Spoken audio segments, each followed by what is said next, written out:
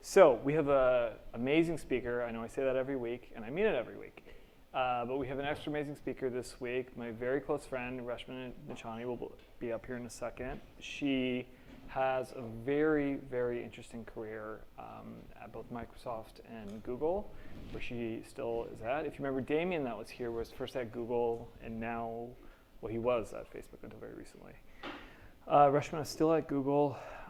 She has a really, really compelling career and very interesting narrative, a very interesting way of speaking about it, not to put pressure on you. So I'm very excited for her to be here today. So please, as always, ask a lot of questions, make this interactive, and let's welcome Reshma Nichani.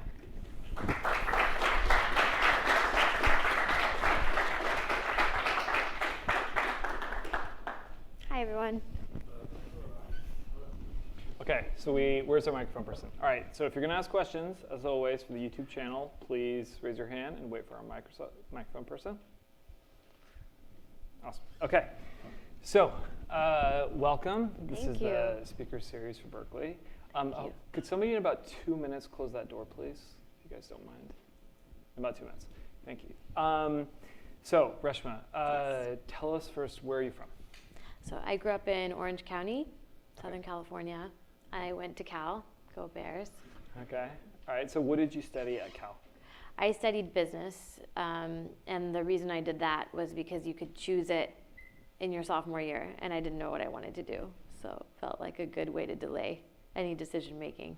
Okay, so did you have any particular focus in business, or? I was drawn to marketing for sure, so I took a lot of those classes.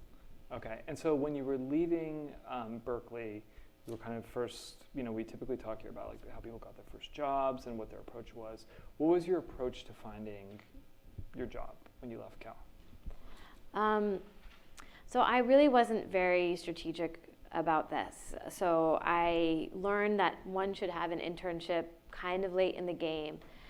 So I scrambled to find an internship and interviewed with maybe 20 different places, didn't get any offers, and then at the last moment got an offer from a brand agency. And the story is they were offering me a job and they were going to pay me $10 an hour, and I was really excited about like getting an internship and being paid. And I also interviewed with the Princeton Review to be a marketing coordinator, and the Princeton Review has a big database of students that have different like demographic attributes that different schools want to target them for various reasons. And so this marketing coordinator would put together the emails that these schools would send. And so I interviewed there and got an offer to intern after I had accepted the offer from the branding firm, but they were going to pay $12 an hour. And so I was like, well, that's like a 20% difference. And so I said to the Princeton Review, like, I really want to work for you guys, but I already accepted, and this other place is paying me more. And thinking like, just like, let's see what happens. And they were like, oh, well, what are they paying you? And I was like, they're paying me $15 an hour. And they were like, okay, well, we'll pay you $16. And so I went to the brand company agency, which honestly, though, in hindsight, was more interesting work to me. But I chased the money and I said, like, sorry, I can't take this internship. And I went to the Princeton Review. So it kind of worked out okay. Now, how did I choose my full-time role? And I kept doing that, and it actually materialized well, where they would let me do it from home. So I would do it from Berkeley, like do whatever they needed, and I like held on to that for a while, even into the school year, which was great. So I went to Microsoft after graduating, and how I got that job was, I went to the career fair, and Microsoft was there, and I was very excited about Microsoft because I thought, I actually don't like technology that much, but I like what it does. Like, it makes things easier, it makes things faster. And so that was sort of my pitch to the woman at the career fair of like, all the nuances around the features don't really interest me, but I like what it does for the end user and like the benefits. I'm into marketing, and I feel like that's what I would be able to do. So that's how I got the interview. And then someone I knew had already interviewed with them, and he was like, talk about value props. And so I was like, okay, note to self. So I had the interview and they were like, how would you, position X, Y, Z? And I was like, well, it really starts with the value prop, value prop, what is the benefit? And so it just got the job, and I was excited about the job, and I'd never been to Seattle, but I took it and I moved to Seattle, and my first role at Microsoft was on the enterprise team as a technical product manager. And so my first day I walked in and they were like, are you the MBA from Canada? And I was like, no, I'm the undergrad from Cal. Like, I'm sorry to disappoint you. And because, they were like thinking this totally different person is going to be there. And so they didn't have a desk or a laptop or anything. My manager was in the middle of what other people were calling a nervous breakdown. So for the first 2 months, I was standing outside her office waiting for our first one-on-one. And she never showed up every week.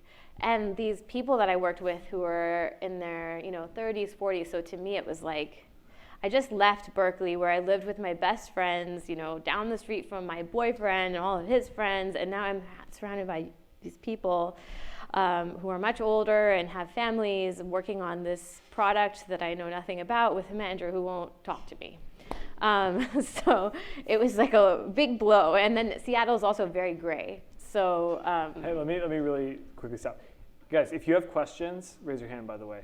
Like at any point. Interrupt anytime. Yeah. Like this is, and if this is boring, start rolling your eyes so I can read you. It's not boring. I can move on. They're all smiling and laughing. It's not boring. You were paid while you were sitting outside? I was paid. Then they gave me a laptop with no internet connection. So they gave me these DVDs to watch Tech Ready, which is a conference where people talk about like enterprise software with great conviction and passion, but I didn't understand any of it. But I was like, damn it, I'm gonna learn. And so I was like watching these DVDs. I'd show up at 7 a.m. I had nothing. That's all I had. I would show up at 7 a.m. watching the DVDs, hoping she'd show up. And so fast forward, I kind of like got to know the sales team. And for them, it was like, in hindsight, they were like pretty excited. Someone from like corporate headquarters is taking all this time to talk to them. And I learned that, like, just a lot of time because I had it. And I learned like what their needs were around like access to certain documents and materials, and the website was super old and outdated, the internal website. So I just like refreshed it and did all this stuff.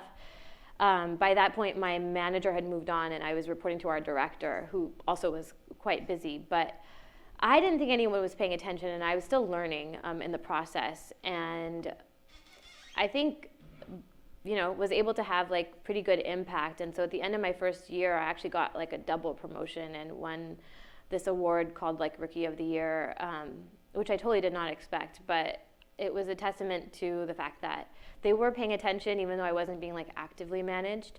And it taught me something that I really think is relevant no matter where you are, what you're doing, which is like there's always some way to add value. And if you're interested in doing that, like, or hungry enough, like you'll figure it out. And maybe people notice and maybe they don't. In my case, like they did, but that is something that, Nima was asking about, being a non-technical person, working with lots of technical people. And I think, that applies there. But it basically applies in almost anything, like relationships, like everything. It's just like, if you're adding value, that's all that matters, really. So that's how I got my first job. Okay, so you're and then I did a bunch of other stuff at Microsoft because I basically did that role in hopes of getting a role that I actually liked. So after the success happened of first year, then I was like, okay, what do I want to do? Because now I have this like leverage. People, I can show people this thing and it will wear off. The shelf life is I don't know how long. So like, what should I be doing? But let me ask you this though. A lot of times if you don't have like a boss or you don't have a lot to do, people either do a couple things. I know you didn't have the internet at first, but I guess screw around on the internet. Well, and that laptop, we had the internet, not that old, but like the laptop just didn't connect to the internet. It was okay. Silly. Or they mess around at work, or they get really bored and like get upset. What, like, honestly, what compelled you to just start taking up tasks on your own? Do you think it's your personality? Did you have a goal in mind? Because the majority of people don't do that if they have nothing to do. I mean, I was 22, and like I said, I had a big life shift in that, like, there weren't all these people, my friends around. I'm in this gray ass town. Sorry, it's being whatever. And I'm working with all these people who have like families and aren't going to hang out. So, and Microsoft, you know, was this other thing I'd say, like a big company, if you're curious, which I think is another really important attribute in life, because that's how that's like the only way you'll ever end up finding out like what you really want to do. And I'm not suggesting that any of this was what I really wanted to do. I still don't know the answer to that. But curiosity has helped at least rule stuff out and find out about other stuff. So like when I was there, I was part of this program, MLR, marketing leadership, whatever, like, you know, a lot of these rotation programs. And so we had some kind of structure around being with our peer group and like learning about other teams. And so big company like Microsoft, even Google, I kind of just told myself, like, if I'm bored here, it's because I'm not looking, because there's a lot going on. So even though I don't like this, you know, at all, I will learn about what else is happening. And I think I had an inherent belief that like everyone around me knows more than me, is smarter than me, has something to teach me. And that is a double-edged sword. So, you know, I don't advocate that people should just be like that. I think that was like not serving me in a lot of ways as well. But the way it did serve was that like, I also knew I'm young, you know, and like a lot of people at Microsoft at the time were more seasoned. And so for them, I knew, you know, if I'm genuinely interested in what they do, and if you're genuinely interested in what another person does, it generally, they want to tell you about it. So if it's true that you're interested, they will talk to you. So, and even if you're not, half the time they'll still talk to you, because people love to be interested in. And so I just kind of I took the approach of, I'm going to email people that are in these other teams, and I'm going to try to have a coffee with them and use the like, I'm 22 and don't know anything card, you know, as long as I can. And so I did that. And while I was in that first role, I think there was very little credibility in that. People were like, okay, well, you're just some random, you just started, you don't have a lot of experience. But once I had established a little bit more credibility, then I circle back with those people and be like, okay, like, what's happening here? And a lot of times, the other thing I learned was that by the time something becomes available, like a new job internally, people will always tap into their network first, like their internal network or people that they know. So I was like, if I know that this isn't the role I want, I should be soft recruiting for the thing I do want well in advance of it even being available. Because I know as soon as it's available, if it's interesting, other people will want it, and they will maybe already have that connection, and then it won't even get to the place where I would learn about it. So that's still also generally true, I think. Yeah, so what's interesting about that, like, to speak more about your like networking, I think, in my experience, I think when you're networking, people can tell if you're networking just to network for like an opportunity, right? They can tell if it's kind of like, you know, you're seeing if there's something you can get out of them, or, you know, in the long term. That wasn't what you weren't like meeting with people explicitly to see if opportunities would pop up in the future. You were generally curious about like what they were doing and like how you could help, right?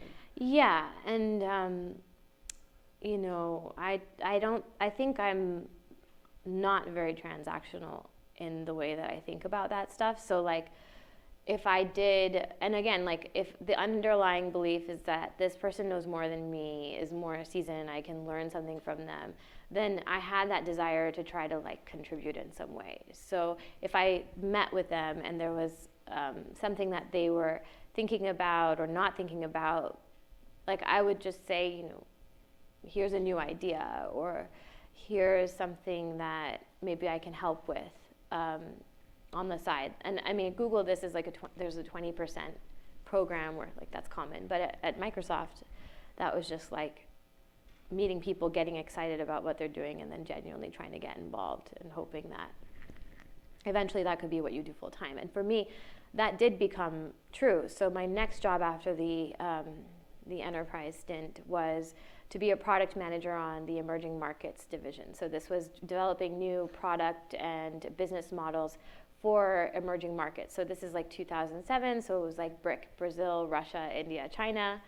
I got to go to all of those places. It was amazing. We incubated ad-based windows at a time when like display ads were really new and cool.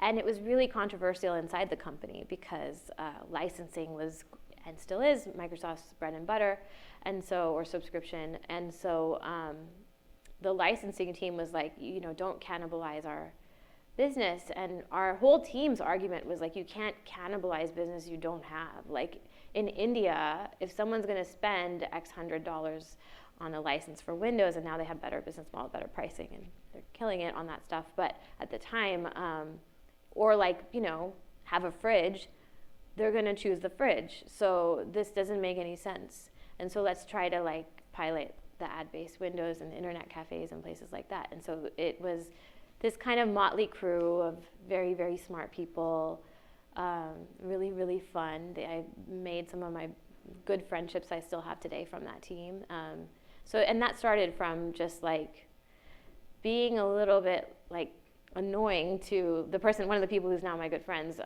who was my skip level at the time, just being like, hey, I like what you guys are doing and I want to be a part of it.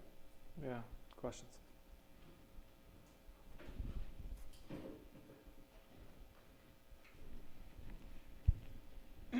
Hi, my name is David. Hi, David. What kept you from getting disillusioned with Microsoft, especially in that time, in that period when you weren't being actively managed and whatnot, and looking for a job elsewhere and going to a different company that maybe would have treated you better than it sounds like Microsoft treated you? I was just not, I didn't even consider it. Like, I was just like, this is life now. Life sucks. I just took it. Like, I didn't even think about it, like, as a thing. I was just like, I guess this is like what these people live, like this is what it is. How do I make it better? Now I think, people are much wiser than I was at that time. Like, I see people who are early grads, they see everything, they like know everything, they have higher standards than I had. It's truth. I don't have a better answer for you on that one. Yeah.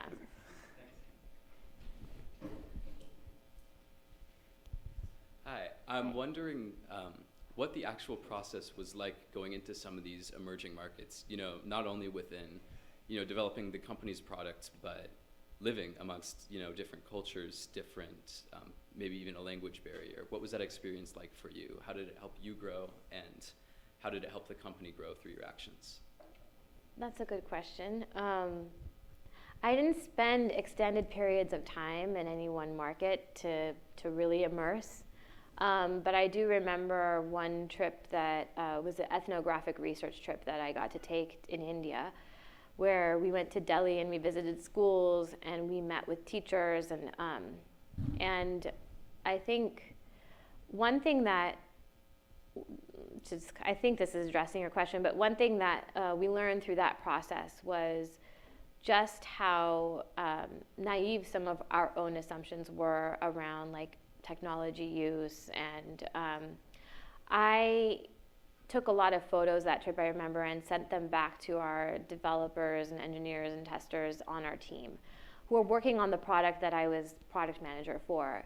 And through that trip, it became clear that the product we were all trying to make successful had actually a weak value proposition, like really, not just to use the word, but it was that the hypothesis was that if you buy genuine Windows, then you get this product steady state as a value add, no additional charge, free of charge. We didn't say free, we had to say free of charge. And basically what it would do is allow the machine to return to the steady original state after a day of like, kids using it and putting, like, saving files that have a large A on a file, and then like you suddenly have all this like crap all over the machine, and then it stays, and then teachers can't maintain it and stuff. So this would wipe it back to the original state. And so through this trip, it became clear, like, this isn't really that compelling enough for people to want to buy genuine windows. Like, it's not enough of a value add. And so through that trip of taking pictures, documenting, sending updates every day, I was also able to convince our team, the people building it, that like we should kill it. And so we had a review after that where that recommendation was put forth, and we came in as a united like front and basically killed it. And there was a lot of other stuff to be working on that was really exciting, so everyone won in that process. But I think going to the market and seeing the realities was really the only way we were able to make that conclusion and get everyone on board. Everybody else? Okay, that's super interesting. I wouldn't think the inclination would be natural to the product that you're heading to just kill it that early on, right? I'm surprised. Well, it was like V2, but yeah, it wasn't. Okay, so then, all right, from there, you mentioned to me that you were one of the, what would you call it, co-founders, co-creators of the Microsoft hardware store?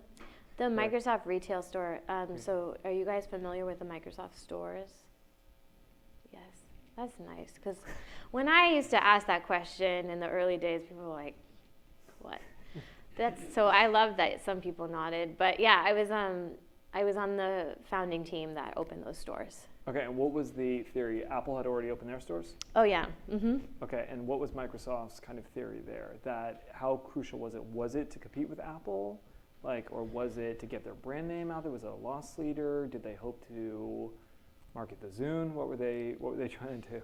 Yeah, I think it was just like there's quite a few consumer products that Microsoft had, and there was no like physical way to, in an ideal way, like, you know, bring those to life. So obviously, like, those products are merchandised at Best Buy, but Best Buy wasn't like the best experience for it, and so I think largely branding, putting a face to the Microsoft brand, a consumer brand to the Microsoft name, was a part of it. And my role was the accessories, music, and mobile merchant. So choosing all the products that would be in those categories, negotiating margins with the manufacturers, and then visually merchandising it, training the employees on it, and then also just being part of the founding team, getting to do things like license the music that we play in store and figure out what's the vibe we want. So it was super fun, and I got to work with like a lot of mavens in the industry. So our VP came from Walmart. He's still there. We had a lot of people from Apple, Restoration Hardware, that like George Blankenship, who did real estate for Apple and The Gap, was our real estate guy. So I felt really cool to be in the company of these people who have been in that industry for so long, and could teach. Again, I could learn a lot. And then on the accessories front, like, I remember reading about the Fitbit and Wired in like some small, you know, article. And one of the things that I learned about myself in that experience was that it's fun to scout and spot something. So I cold called the Fitbit. We got them in our store. We were actually the first retailer to carry it. And it drove a lot of foot traffic into the store because people wanted to get it. It was holiday time and it was limited supply, and you'd see it on eBay, you know, retailing in our store for $99 and selling on eBay for $300. And so it was like cool to just be the person who called them up and got them in. This was a really fun experience. So it seems like at this point your thing is, let's start something entirely new. How do we do it? Was that kind of what your role started becoming at Microsoft? I don't know. I mean, I think it was only in hindsight I can like do that pattern matching, but at the time I just found that I would get excited about the building, and then once it was a little bit like over that hump, I just wanted to do something new, not realizing that that was why. But I think you're totally right about that being the case. Okay. So And that was my last job before joining Google. Okay, so we're going to shift to Google now. Questions at all? You. Oh, microphone. Yeah. Okay.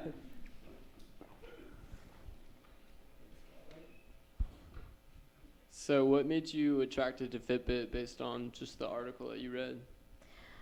It just said like this thing is going to count your steps and it can even like monitor your sleep. And this was in early 2010 or 9.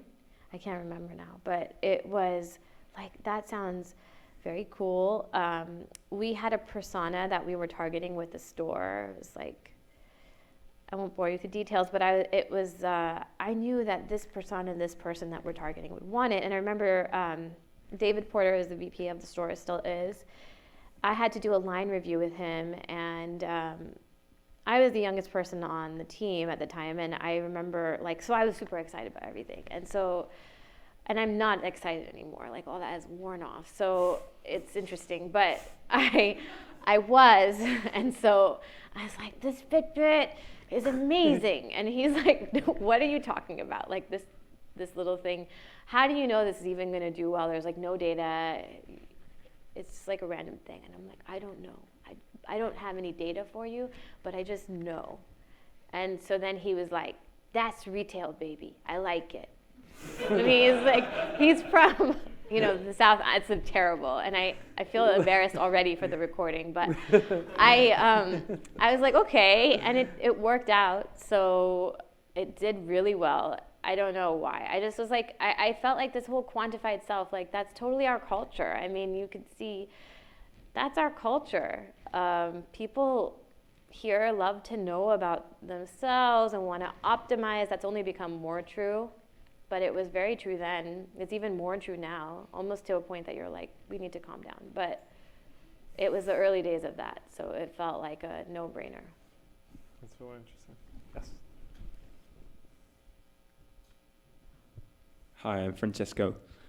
Did you have any hard experience managing people while you were almost every time you were the youngest in the team, as what you're saying? And like, did you have any hard experience because you were the youngest in the team? So that's a good question. So in my most recent role at Google, and I should just share because why not? I'm leaving Google. My last day is Friday next week. So happy to talk about that. But the last role that I had was on this team called Geo Enterprise. And we basically take all the location-based assets that Google has, maps and whatnot, and find ways to commercialize, monetize that. And so I ran the go-to-market strategy and ops team, where we do pricing. So we repriced the API business. We have a portfolio of investments, and we do the investigation on new market opportunities and what they are and whether we have a right to win and why and all that stuff. We do some data science, some growth investment stuff. And so my team at the early days was a team of former consultants, most of whom had MBAs from very prestigious institutions. I don't have an MBA. I've never been a consultant. And so, and some older than me and whatnot. I never even did the LinkedIn investigation to figure that out. But because I didn't want to, just because it's like, that's just the world we're in now. I mean, I'm going to be in that situation if I haven't already, like, that's just what it is. And so I think one thing that I like, this very popular guy on TED and all these things, I can't remember his name now, but he has this quote, which is like, leaders have the people and bosses have the title. And so I think it's like a guiding principle around, like, again, value, like how do you bring value to the people that are on your team? And in my case, it's like I'm going to learn from them around some of these market investigations that we have to do. And I'm going to be really honest about it with them. I'm going to say, you're going to teach me this thing. But I'm also going to look at, like, what can I teach and what can I bring to the table and how can I help you? And so I was just always like having that conversation pretty outright, that you're going to know more than me on 99% of the stuff that we're working on. But, like, I understand the team dynamics. Like, I've been a part of building this thing. I never say, like, these things, actually. I don't, like, have that conversation. But I just try to, through actions and one-on-ones or interaction, like whatever, just like, first of all, don't get in the way, which is like a fairly typical middle management angst thing that happens. And I've been at the receiving end of it, and so I'm very conscious about not doing that. So like letting people who have the capability actually be capable, because for them, that's how they're going to stay longer. That's how they're going to do their best work. So just like figuring out, but also like I try to notice people closely, so that I can have an insight about like how they're working and how I think maybe that could be better. And I'm coming at it from a place of like, I care and we're equals. And so it doesn't ever feel, it's like always positive intent, always I have your back. Then it's like, I think those things go away. Any other questions?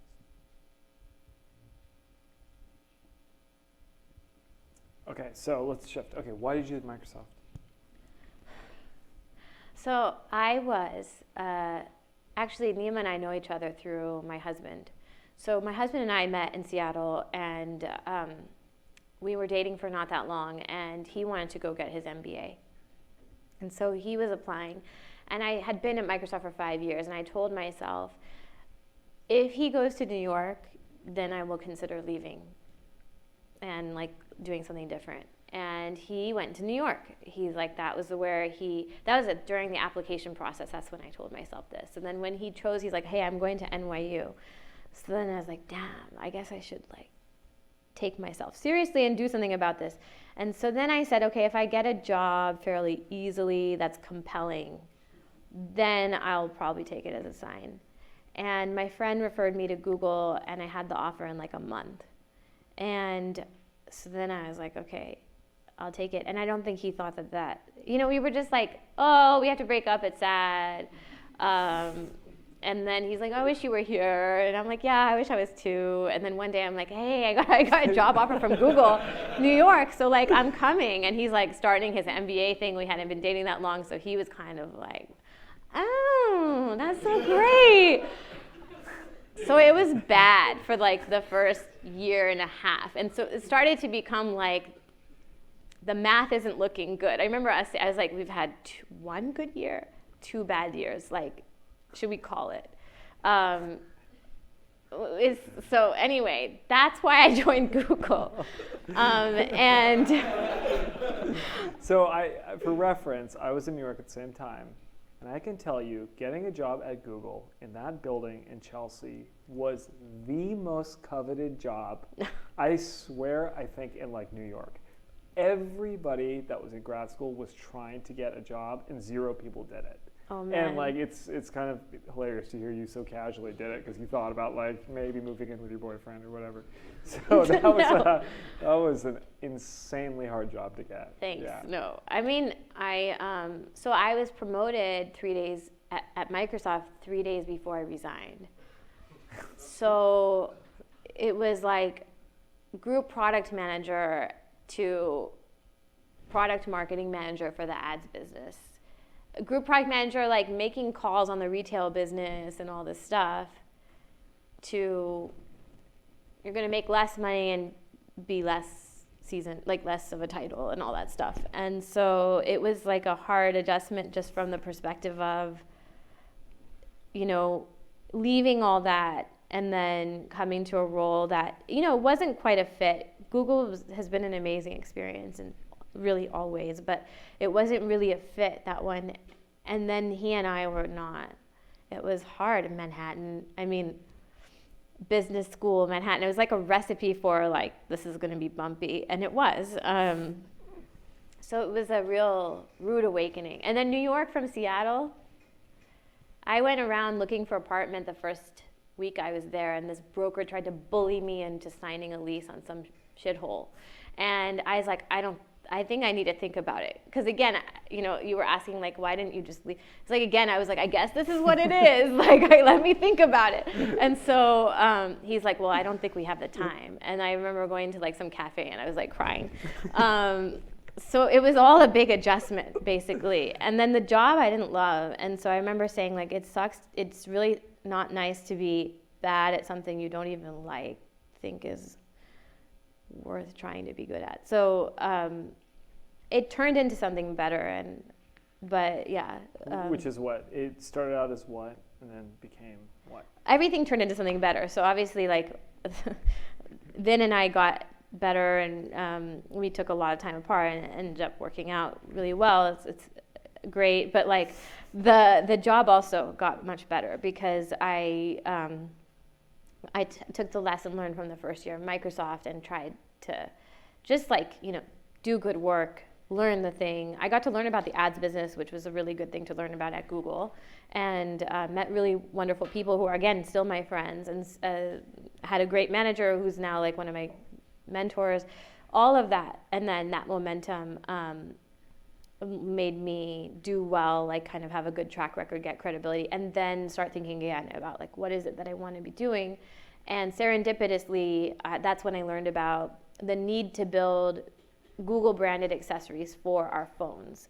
Prior to the phones being as invested in as they are now, there was the Nexus phone, which was a reference device at the time. Retailers wanted to carry it, but the margins were really slim, and so accessories make those margins, make the basket margin greater. And manufacturers weren't making the accessories because the volumes were so low because it was a reference device. So we had to do it. And like, luckily, I met the person who was hiring for this role. I had the experience from Microsoft. And I kind of pitched, here's what I would do day one. They said, move to Mountain View. Things were on the mend with the guy. So I was like, I'm not moving to Mountain View, but here's what I will be able to do. And that's how that job took off, and was a really good experience, again, because it was going to China, like managing a development process, figuring out forward reverse logistics, pricing, selling it into Best Buy. So really multifaceted experience. And, at a time when that effort wasn't so big, where each person was doing one of those things, I had the ability to do a lot of the things, so that was fun. So was this another thing that you kind of built from scratch? Yeah. Okay. I guess interesting for me, when you want to build something like this from scratch, what is your mindset? Where do you start? What are the first things you think about? I mean, make a plan, not make a plan, talk to people. Like, mentally, where do you even start if you want to create something from there? So with accessories, I felt like I was like a swindler, because I was like, I was a buyer of accessories. I was not a maker of accessories, very different things. But what did those people do? And it was like, they had a design, they got a prototype, and learning about that stuff. They're, again, like at a place that's big like Google, there are experts in these areas. You just have to find them. So that's why I never say like I've built something like you would at a startup. Like, when you are within a big company like that, it's very different, like, because you have the resources, both in terms of money and in terms of expertise. So the one way that I was resourceful was in searching for the experts. So there was a guy named Wayne who had come from Apple, and he knew about manufacturing in China and how to like suss out a good manufacturer. There were people in compliance, because obviously when you're having things manufactured, you want to make sure that like everything is compliant and good. And I found myself even going down rabbit holes like, what about like eco-friendly packaging, like environmentally friendly, like how do we think about that? And we didn't get down those paths, unfortunately. Like, I mean, we were sort of base level, but not great. But it was fun to learn about that stuff and find experts who knew about it. So once that started, like, that kind of becomes a snowball, and then those people know someone else, and before you know it, they're telling you about a hardware development process, and before you know it, you're making a slide to go tell your boss, this is what we're doing, and you're kind of like, I guess this is what we're doing. And so that's how I think it happened. By the time products were about to get on shelves, I had about like 20, 30 people that I was convening every week who had other jobs. But I learned from working on the Microsoft store how to run meetings like that, because there was this amazing person who ran these meetings for us every day leading up to the opening, where they would have a way of gently nudging people to do things in a way that didn't feel like they're like ordering them around, in a way that was like thanking them, like, hey, you know, you guys are all being really helpful. Next, Nima said he was going to check into this. Nima, did you find out? What did you learn? Okay, I guess that means David can't do the thing he was going to do, so maybe you can let us know as soon as it's done, then David can do it. Like these basic things. So that was how I think you get started, and then you figure out. And you don't get it all right, which is another benefit of being at a place like that, where it's like, it's okay, you know, you don't get it all right. There are things that I look back and I'm like, oh gosh, didn't know anything about that, should have done that better, but it didn't end up being too bad. Questions, Will?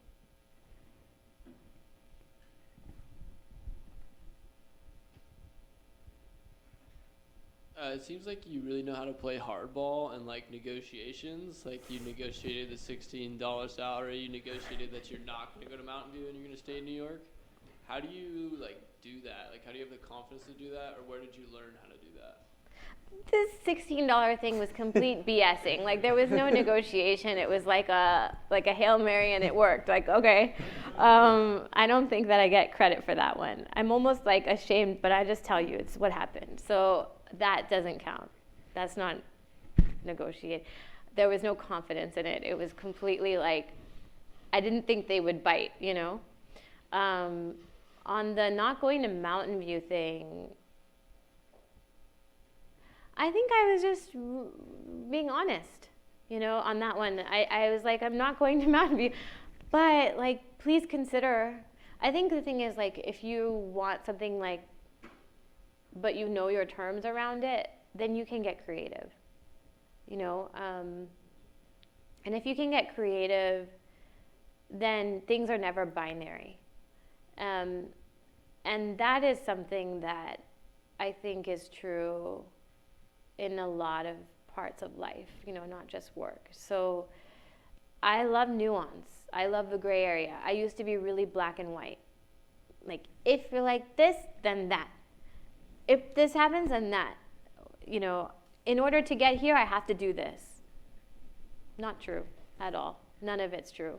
And so I think that when you know that, and then you start to say, well, what is true for me? What are the things that are actually must-haves for me?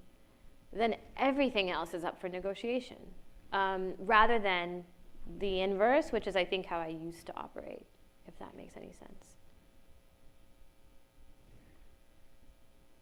Any other questions?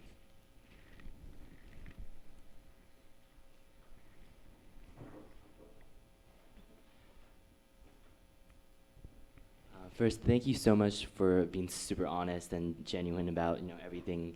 You know, for example, like moving to New York because of boyfriend, or with all of these situations, and I love that. I was just, you know, curious, wondering what's your Myers-Briggs personality type, if you've ever done that before. This has been asked. I have no idea. I don't know. I think I'm more. What is the thing? Do you know what I would be? Do you know this? I would guess you're an E and something. That'd be my What's guess. an E and N? Extrovert, intuitive, and then I don't know what the next So one this would be. extrovert, introvert, I don't know. I think, you know what I always say is, like, people say extrovert is you get energy from other people, and introvert is you get drained from too much of others. I get energy from people I like. Now, what is that?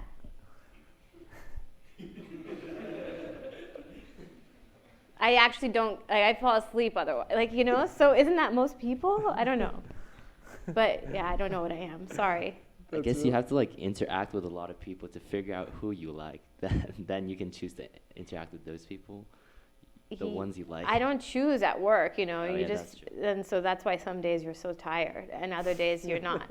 It's like that rule is playing out. Yeah, for me anyway. That's a really good question, by the way. It is, I'm sorry, I don't know. So I very casually brought up the idea several months ago to Reshma at a friend's birthday party, a friend's kid's birthday party, Ted's kid, Oh, yeah. of you being a speaker. And so, and you were like, well, yeah, wow, that'd be amazing. And so we kind of talked about it. And then we had dinner a few weeks ago, 4 of us. And then Reshma was just sitting there describing her job.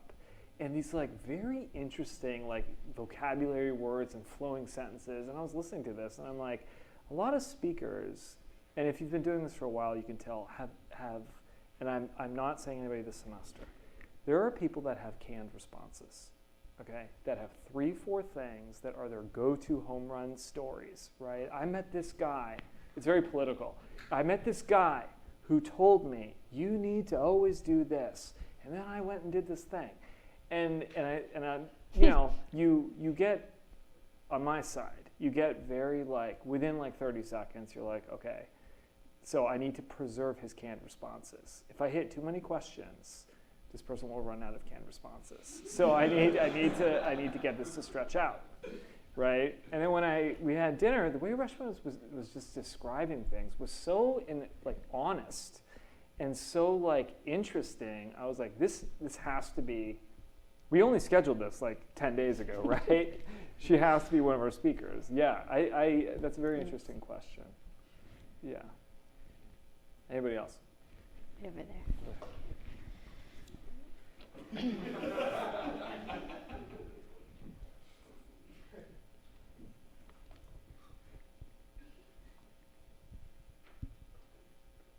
Hi, my name is Nick. Hi, Nick. It sounds to me like one of the things you're very good at is getting people on your side or like on your team, and like people who maybe their job isn't to work for you, but you get them to do little things for you. And I was wondering if that's something that you're actively thinking about at work, or like if that's like something you're strategizing for, or maybe that's just something that kind of happened.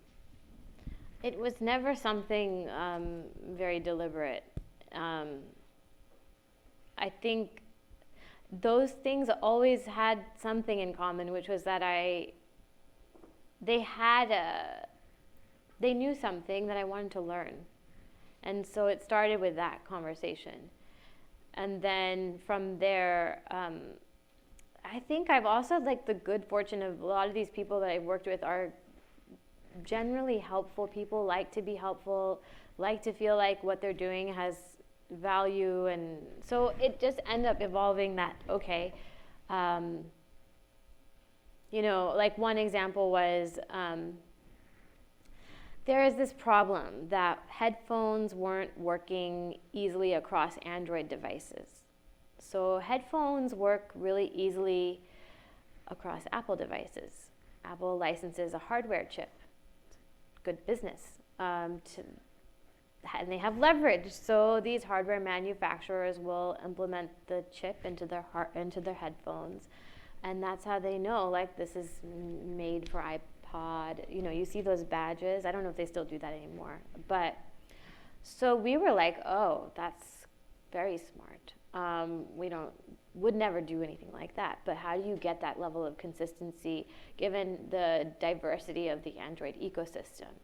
And so being on the accessories team, I wanted to talk to people who were like electrical engineers, like doing music stuff, audio stuff.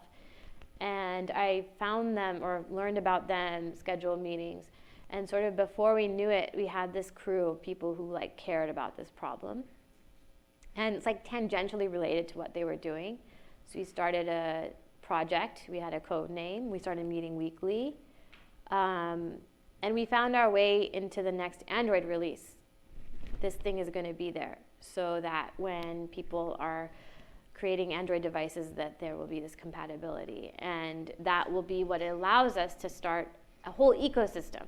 And then we could have a badge and we could do all this stuff. But it was never, and I think like this is a little bit of the ethos of Google, which is like, that's just how it works. You know, we would have things where I remember my colleague would go to the VP and say like, hey, we need this, we need these resources, and he'd like convince them, then they're yours. So a little bit of that is in the culture. But I think it puts the onus on like, first of all, like, is it a real problem and one that people will really genuinely care about? You're 90% of the way there.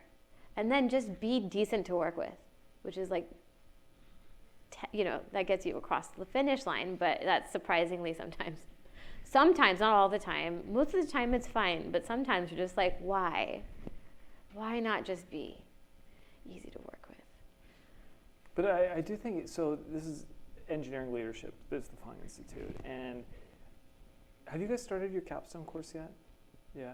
So the capstone teams meet together. And one of the things is like, how do you work with stakeholders? How as a group do you create a dynamic where everybody kind of contributes? And I mean, obviously they form teams here, but it is an issue a lot of times that the teams kind of like don't necessarily have the effort and buy-in from everybody on the team, you know? And what you're describing is one of the hardest things of all in the company. When you have people that don't report to you, don't work for you, right? It'd be like you guys getting somebody from another team to help you. How do you actually, do that, right? How do you get, you've described 3-4 things by now that you've started and kind of have made from scratch into something, right? How do you not only identify these people, but how do you get them to want, beyond being decent, to contribute to something that isn't like part of their job or part of,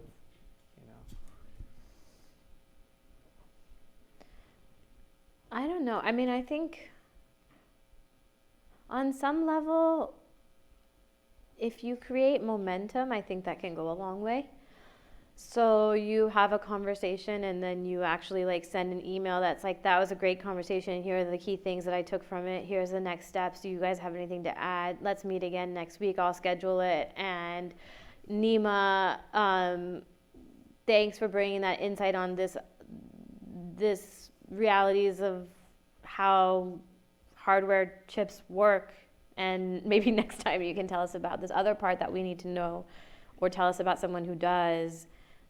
And then, I think it's like you're creating momentum. Then there's like the meeting, and then before the meeting, you're like, hey guys, like we talked about these things, these were the follow-ups. Maybe if people are extra slow about it, then you're side picking them about like, hey, did you make any progress on this? And like, whatever.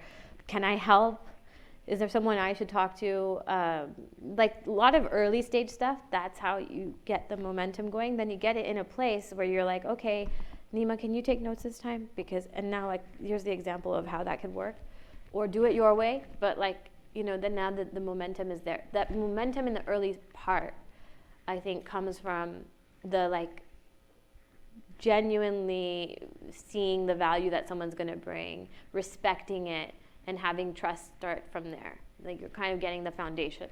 Then it's like organization, like just be organized. And maybe you have to be the one to be extra organized, and there's no ego in that and whatever. And you just are like, we're all in this together. I'm tired of taking notes, you take it this time, be a human. Then it's like, it's not so, like I think what happens a lot is people get weird and awkward and passive aggressive, and then it feels like walking on eggshell and like, oh, can you do it this time? It's like, just, do you know what I mean? Like that kind of like rules and that stuff is just gonna get in the way, I think. But, and sometimes it's much harder than what I'm describing. Like sometimes there's difficult people, or there's just, the incentives are just not aligned. Like I have this thing that I need to focus on. That's like 120% of my time. I have nothing to give you. Then you have to accept that and walk away and find another way. You can't like force it either, So like the conditions have to be right, and then you have to create the momentum. And then once the momentum is there, it becomes fairly easy. But I think throughout, you just want to be like, I always say like, just be a person. Like don't become don't talk in jargon and like do all these things. It's like, you see people who do that all day long, and then you see them on the weekend and they don't know how to not do that. You don't want to hang out with them. I don't want to hang out with them. I definitely don't want to have a drink with them. I think of that like Dos Equis ad, like, would you have a drink with you? Like, I think about that a lot. And sometimes I'm like, no, maybe I should do something about it. Any questions?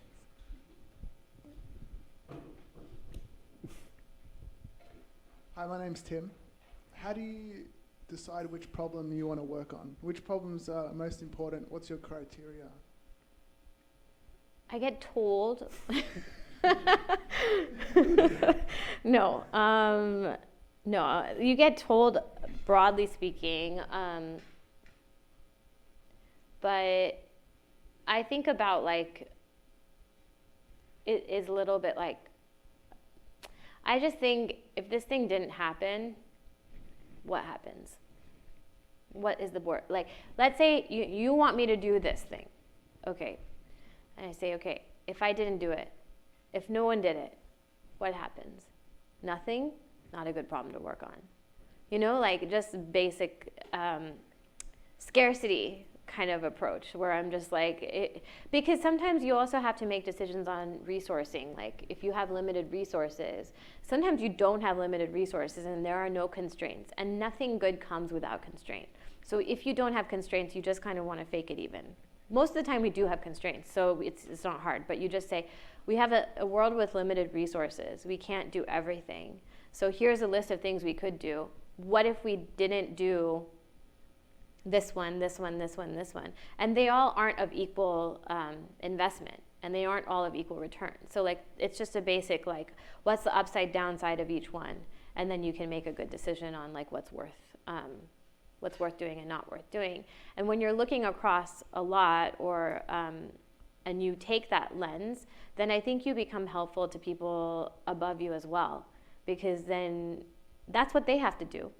So you're able to empathize with that decision making, and sometimes if it's not happening, also like influence it. There's such an enormous amount of money being spent in Silicon Valley right now to figure out entrepreneurship, right? Mm-hmm. That's the buzzword right now again, which is like innovation, blah, blah, blah. And like, how do we build something new? How do we create a new product and make money off of it? And there are people from all over the world flying around to take classes here at Berkeley and a lot of other places. And it seems like you have done this in a certain way. It's not quite entrepreneurship, but you've taken a concept and an idea and just ran with it again and again and again. Like, with resources. With resources, yeah. In a big company. It's different, right? Yeah, it's very... I suppose it's different, but yeah, thank you. Okay, we had 3 hands just go up, and we had another hand go up a minute ago. There. Hi. You mentioned the fact that these are your last days at Google, and now I'm curious, what's next? I don't know. I have no idea. 0 idea. So you don't have a job offer yet? You're just like leaving? No one's hiring me. Like, it's terrible. No, I mean, I'm not looking. I'm not yet out there. But yeah, I've been there 9 years. So just leaving. I can talk more about it, but.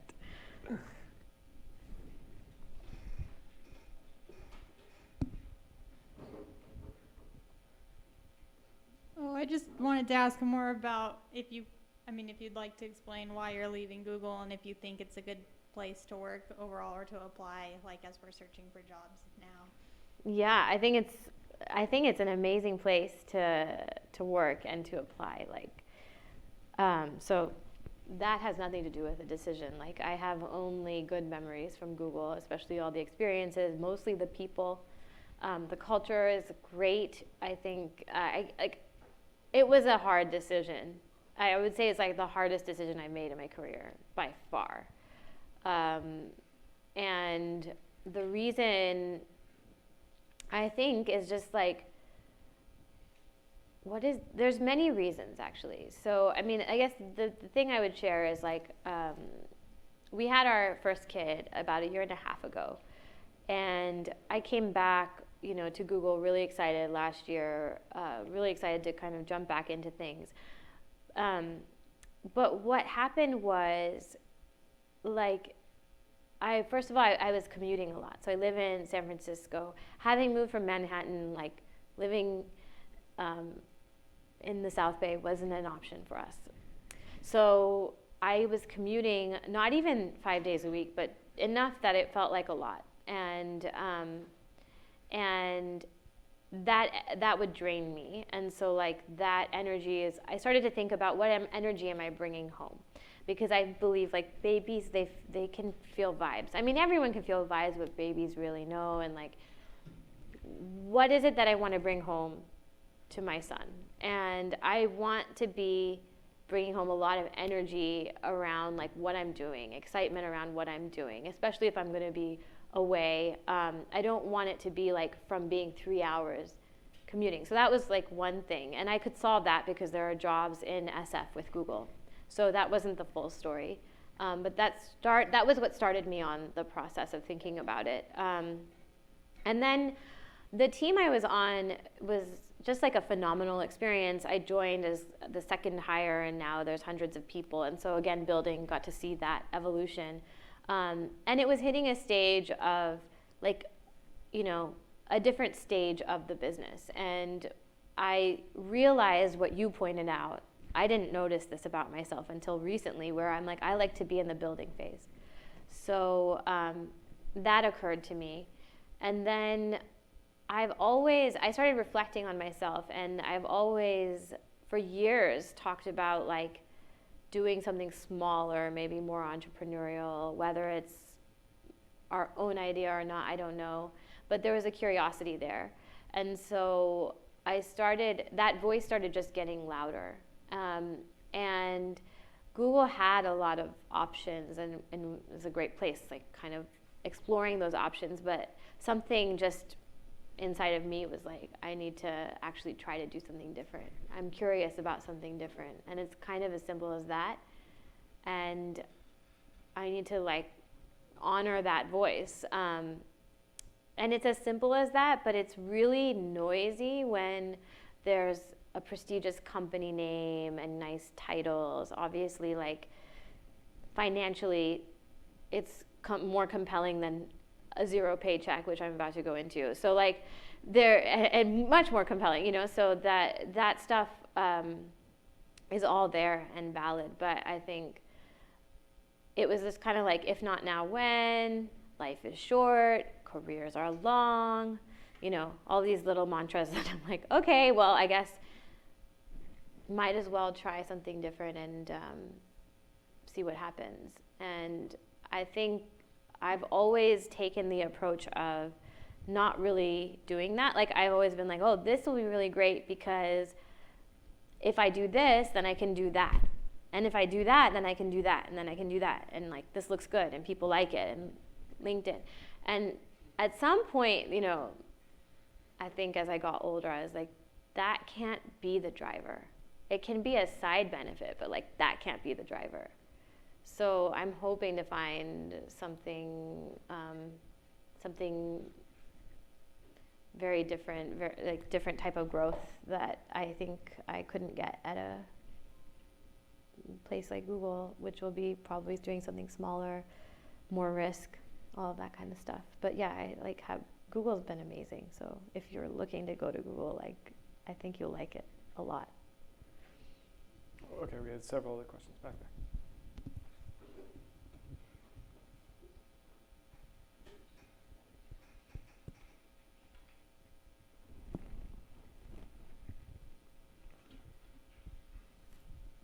Hello, I'm Basil. Thank you very much for being here today. I think you just kind of answered my question, but it's still valid. Early on, at the beginning of your career, how did you make sure that you were not basically choosing the title and the big company name, right? And like, how did you make sure that the job you were taking at Microsoft and Google and etc. was actually one of the best job you could do, like the most interesting one? How did you make sure that you were not missing out on another maybe more entrepreneurial job? So, I mean, in all honesty, like all the jobs that I took at both Microsoft and Google, I was super excited about. So, I have been a product manager, I've done marketing, I've done business go-to-market strategy. Like, if I was to chase a title like progression, I wouldn't be so windy about it. And the reason why I was windy about it was because I was like, we're opening retail stores, like that's really interesting, I want to be a part of that. Or we're building out a new accessories business, like let me help do that.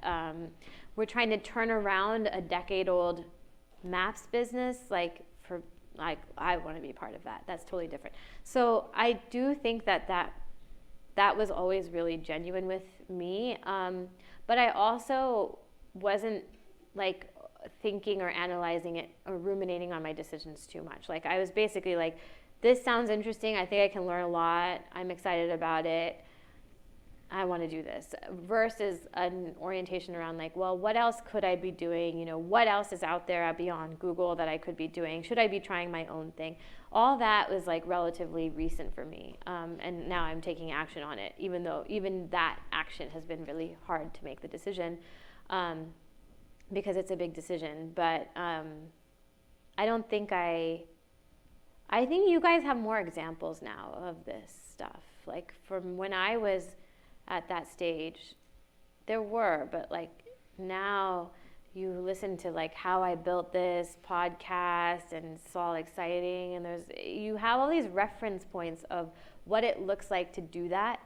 And there's so many shapes and sizes to what it looks like to do that I think it can give you the courage and confidence to try earlier than later, which I think is great, you know. And the thing I would say is like, I was at lunch today with my neighbors, and I was telling Nima, like, I was like, you know, you're older and wiser, so like, I'm going to talk today, and what would you say you wish you knew that you didn't know in, you know, your early 20s? And they're like, well, Reshma, you're the oldest one among us. And I was like, yeah, that's true. But they shared some stuff. And for me, I think the thing was, to your point about titles, like, I was assuming the values of others passively without realizing it for like a lot of my career. Some of them are aligned and some of them are not. But I never consciously thought about that, because it gets really hard to do that when it gets things get validated a lot. So then the word should ends up being a big part of how you navigate. Like, I should want this. I should take this. This should get me somewhere. And so I think that's like a flag of, are you assuming what other people want you to want, or are you actually like weeding through it as you learn, as you take on new challenges, and you actually check in with yourself in like a real way versus a jamming it down your throat way? Did that make sense? How would you do that though, if maybe like you don't even know where to start, right? I would say we talked about this earlier before you came up here about what advice you wish you had known when you were younger. If you don't know what's out there or what's possible or what your key interest is, how can you find it without just thinking about, I should do this, or other people say this is the best thing, right? So, I mean, I think, again, like, curiosity pays off here. Like, if you listen to podcasts, you read books, you try little pilots for yourself. So I took some time off and I got into a little bit of like advising some friends who have startups. Can I advise them on go-to-market or marketing? How is that? Is it fun? Am I learning something? You know, I think if you have the intention of kind of like figuring it out, and you release like the pressure and expectation on yourself that you should know the answer by X date, because that's all crap, then I think you have a shot at like getting somewhere in a meaningful way. I think when you're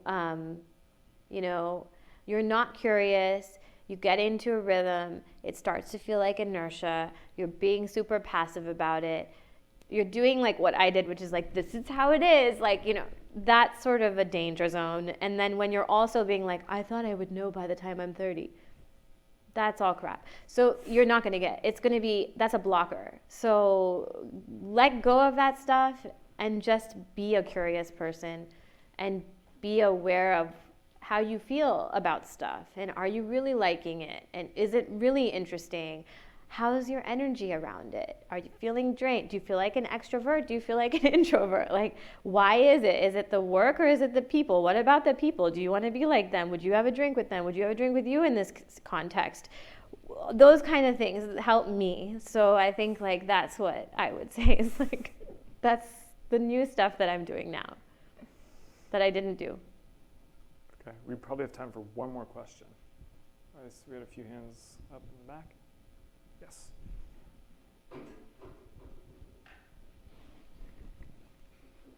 Hi. So you talked kind of about how your marketing background at school moved you into product management and starting new projects within big companies. Would you have any advice for people who start out as engineers to get into these sort of new development projects or entrepreneurship at big corporations, maybe through the people that you worked with?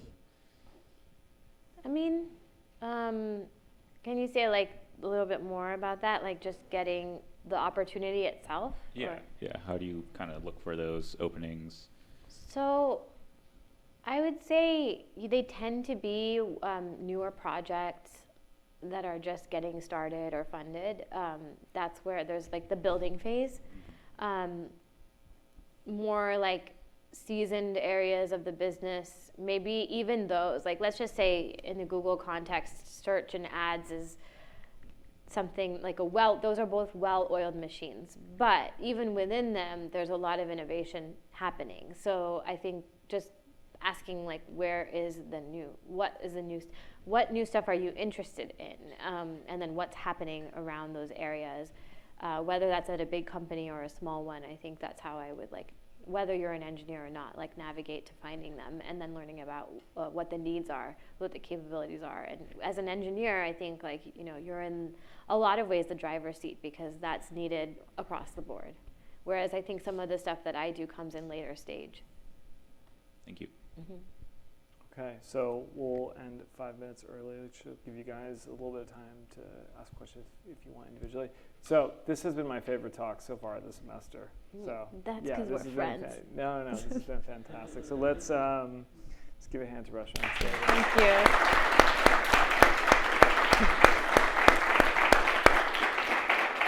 It was fun. If you guys have follow-up questions, you can find me on LinkedIn or through Nima, and I'd be really happy to help. Go through LinkedIn. Yeah, I want 30. I'm sorry. 50 emails, no thanks. So, yeah, LinkedIn. I'll have time. Oh, my hands. It's funny, I always tell the speakers, I'm like, don't say that, you're going to get 50 emails. But that's okay. She offered. Yeah. So, okay, all right, let's thank Reshma one more time and we'll wrap up. Thank you.